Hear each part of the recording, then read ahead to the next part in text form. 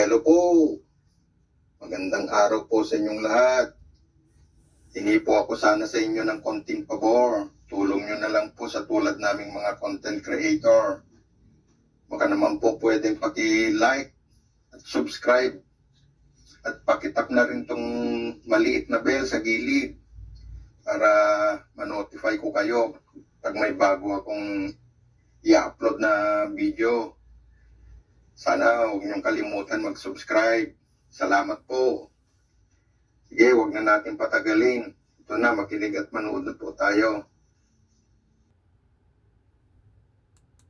Ano po yung tawag niyo doon sa karanasan na bayad ka na ng bayad para sa mga gastusin sa bahay, ikaw lahat, sa kuryente, sa internet, sa grocery, pagkatapos mong binayaran, wala nang natitira sa'yo, buti pa yung mga iba, pa-samji-samji lang, pa-milk-tea lang, pa-shopee-shopee lang. O anong tawag niyo doon sa karanasan na iinom ka naman ng gamot, magpapagaling ka, pero lalo kang nanghihina, nag-aalala ka, dahil kawawa naman yung mga anak mo, sila lahat ng gumagastos, nararamdaman mo, pabigat ka na sa kanila. O ano yung tawag mo doon sa karanasan na kahit na anong gawin mong magbayad ng utang, di pa rin nawawala yung utang. Interest lang, yung nababayaran mo, yung kapital, wala. Ang dami nang tumatawag sa'yo, ang dami nang naniningil sa'yo, minumura ka na, tinatakot ka na. Pero kahit na anong gawin mo, parang hindi gumagalaw yung mga utang mo. O anong tawag mo doon sa karanasan na ginagawa mo naman ng lahat para maging maayos na yung relasyon nyo ng iyong asawa? Pinagdarasal mo na siya, pinagrorosaryo mo na siya, nagpa-counseling na kayo, nagkumpisal na kayo, lumuhod ka na sa harapan niya, umiyak ka na, pero wala pa rin nagbabago. Ano pong tawag nyo doon sa mga karanasan na yon? We may call that experiences of discouragement. Mga karanasan na kung saan tayo'y napanghihinaan ng loob. What is discouragement? Ano ang panghihina ng loob? Ito yung karanasan na kung saan nawawalan ka na ng gana sa buhay. Nawawalan ka ng pag-asa. At paunti-unti nawawala yung iyong saya. Amen? Discouragement is when your courage and when your strength is slipping away little by little. And we experience discouragement when we are dealing with multiple problems, multiple storms in our life. Yung hindi pa man tapos yung isang problema, nandyan na naman yung isang pagsubok, patong-patong, sunod-sunod, walang tigil.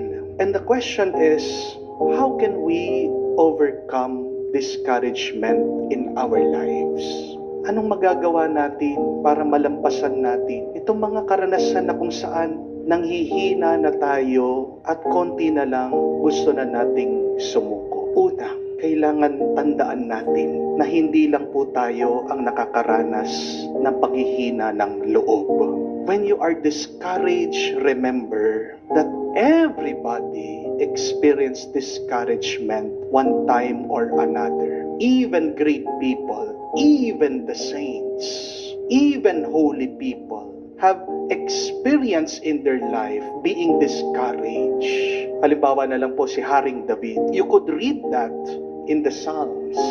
King David saying, "Why are you so downcast, O my soul? Why are you so perplexed within me?" Bakit nangihina ka, o aking kaluluwa? Sinulat po ni Haring David yun. Si Haring David na napaka-tapang humarap kay Goliath, dumating sa buhay niya, nanghihina din yung kanyang kaluluwa. And even St. James the Apostle, kwento po, ang mission niya ay siya'y pumunta sa Iberian Peninsula, sa Spanya, dahil ang paniniwala ng mga sinaunang tao, this is the end of the world. Ito yung pinakadulo ng mundo. Pagdating niya doon, he was preaching, bringing the gospel to people. Nobody was listening to him. He was also discouraged, napanghinaan ng loob. Iniisip, umuwi na lang, hintuan na yung kanyang misyon. Hindi lang ikaw ang nakakaranas ng paghihina ng loob. Tandaan niyo po yan. Even the best of us will experience that. But secondly, after remembering that it is okay to be discouraged sometimes, believe that God is with you. Bakit ba nagiging mahirap ang buhay natin? Dahil iniisip natin na mag-isa lang tayo. Pero kung may paniniwala ka na hindi ka iniiwan ng Diyos, kasama mo siya, diyan lalakas ang iyong loob. Kaya nga, nung isinilang ang ating Panginoon dito sa mundo, ano yung kanyang pangalan? He is the Emmanuel, God with us. Believe that God is with you. Lalong tumitindi, lalong lumalalim yung panghihina ng loob pag nakakalimutan mo yung plano ng Diyos sa iyong buhay. Kung wala kang nakikitang kahulugan dyan sa iyong paghihirap, susuko at susuko ka. You will only be encouraged once again. If you believe that God is using your suffering, your problems, your challenges for a greater plan. But lastly, listen to the message of God. Ano daw po yung dalawang salita na paboritong sinasabi ng demonyo sa atin? The two favorite words of the devil always saying to us is, give up, sumuko ka. Because the devil is the great discourager. Pero ang Diyos siyang kabaligtaran. God is the great encourager. At ano ang panlaban na salita ng Diyos dun sa sinasabi ng demonyo? Two words, get up. Tumayo ka.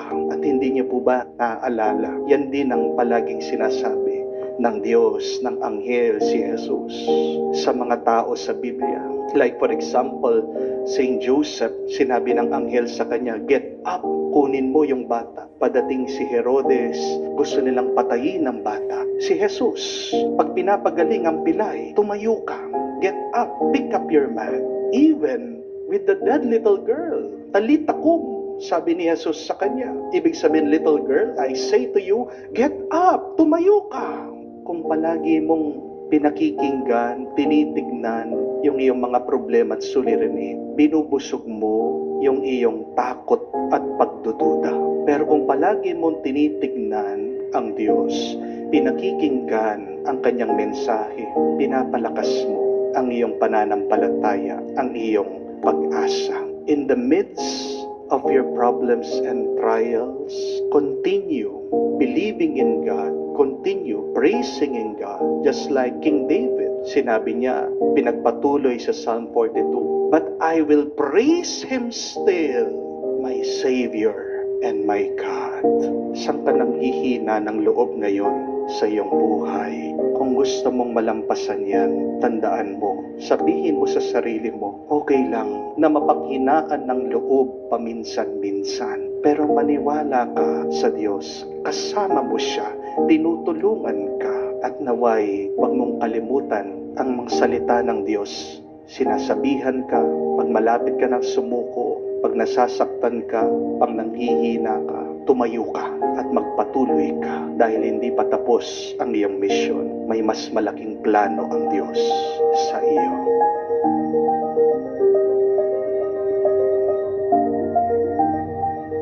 Ang paghinto ay hindi pagsuko. Ang paglayo ay hindi tanda na ikaw ay bigo. Tandaan niyo po yon.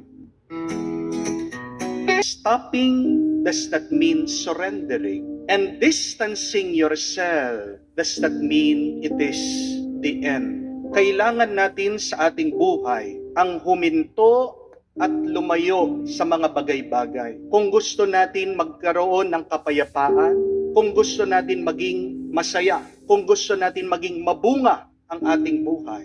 Halimbawa na lang po sa mga mag-asawa, kapag masyado ng toxic ang relationship, kapag wala ng tigil ang bangayan, ang away, ang murahan, pag meron ng sakitan, hindi na maganda yan. Kailangan mag-cool off muna. Kailangan huminto muna kayo. Kailangan lumayo muna kayo sa bawat isa. Hindi ibig sabihin pag kayo ay huminto dyan sa inyong relasyon, kayo ay lumayo na sinuko mo na yung inyong pagmamahalan, natapos na, nawala na, hindi. Ibig sabihin, kailangan nyo munang ayusin yung problema ng bawat isa. Dahil di ba, sabi ko po sa inyo, ang nakasakit sa iyo ay hindi makakatulong sa iyo. Ang nakasakit sa iyo ang hindi makakapagpagaling sa iyo. The one who hurt you cannot heal you. The one who has destroyed you cannot build you up. And you need a time to stop and to distance for a while, to rest. Pahinga muna kayo. Kasi yung init ng bawat isa, makakapaso, makakasira yan. Amen? There's nothing wrong when you stop in your relationship and when you distance yourself in that toxic relationship. Kailangan din natin intindihin. Hindi rin maganda yung palaging nag-iisip. Napakarami sa atin, yan yung sakit. Overthinkers. Palaging nag-iisip na nag-iisip. Father, merong problema eh. Pero dahil sa iyong kakaisip, lalong nagugulo ang iyong damdamin, lalo ka nadidepress, lalo ka nalulungkot. Hinto ka muna. Ilayo mo muna yung sarili dyan sa iyong sitwasyon. At ganyan din yung pag-aalala. Napakarami din may sakit sa pag-aalala. Warriors. Kala nila pag sila'y nag-aalala, ito'y tanda ng pagmamahal. But worrying does not solve anything. And worrying does not really show your love. You're just destroying your peace. Pag palagi kang nag-aalala at nag-aalala, wala naman nangyayari, wala kang nagagawa, wala kang naitutulong. Kung gusto mong talaga makatulong, huminto ka, ilayo mo muna ang iyong sarili, magdasal ka. Di po ba? At ganyan din ang ating narinig sa ating Panginoon. Ang ating Diyos, si Jesus, marunong din huminto sa kanyang trabaho. Marunong din siyang lumayo. Narinig naman natin sa Ebanghelyo, napaka-busy ng kanyang schedule. Nagtuturo sa sinagoga, inimbitahan umuwi sa bahay ni San Pedro, may lagnat yung kanyang biyanan, pinagaling, napakaraming mga tao na dumating, pinagaling din, tinulungan ang mga taong ito. Pero tingnan niyo po, pagkatapos ng lahat ng kanyang ginawa, early in the morning, Jesus went to a separate, quiet place. Sabi po ng ating kwento. Lumayo siya. Hinahanap siya ng mga tao. Hindi nila maintindihan. Para saan yung kanyang paglayo? Kailangan din niyang huminto at lumayo. Para saan? Para magpahinga at para maging malinaw. Ano ba ang kanyang misyon? Dahil gaano pa kaganda yung ginagawa, pag masyado kang babad dyan, pwede kang mawala, pwede kang malito. Tingnan nyo na lang po, subukan nyo. Ilapit nyo yung kamay nyo sa mata nyo. Lapit nyo po. Subukan nyo po. Ano po nakikita nyo? Wala. Di po ba?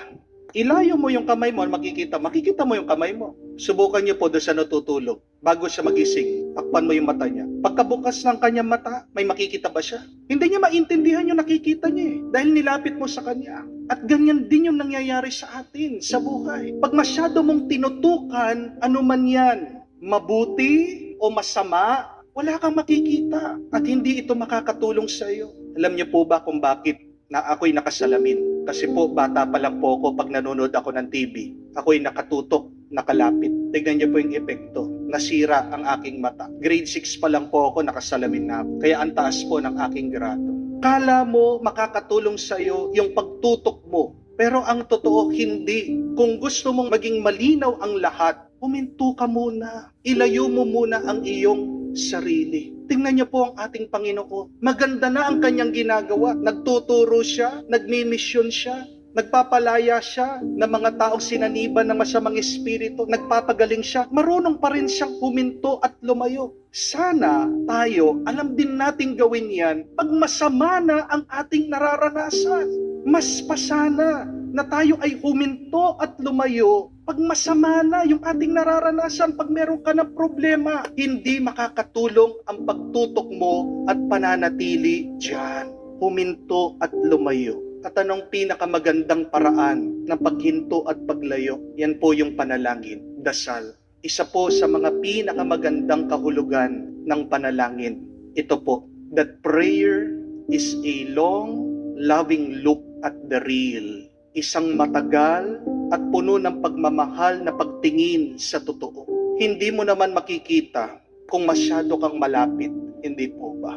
At hindi ka makakapagbigay pag masyado kang malapit. Pag masyado kang malapit, hindi mo na nakikita, mababangga ka pa. Di po ba?